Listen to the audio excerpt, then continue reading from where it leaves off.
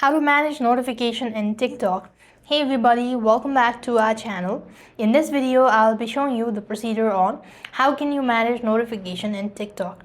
So to do this, you have to follow the simple steps.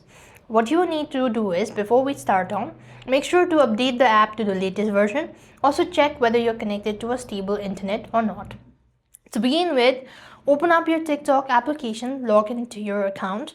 As you're logged into your TikTok account, what next you want to do is tap on the profile initials from the bottom of the page. Then tap on the menu bar from the top right and go to settings and privacy. Underneath, you could find this option that is content and display. You want to click on notification section. So what you want to do is, in order to click on the notification button, right over here you have all of these options. You want to simply go ahead and toggle the button accordingly, and this way you'll be able to manage notification in TikTok.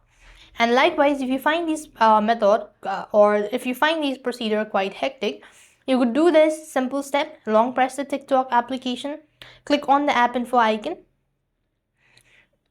and you could go to notification and toggle the button right on this page.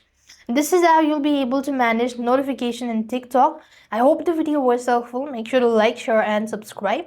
Thank you for watching. See you in the next video.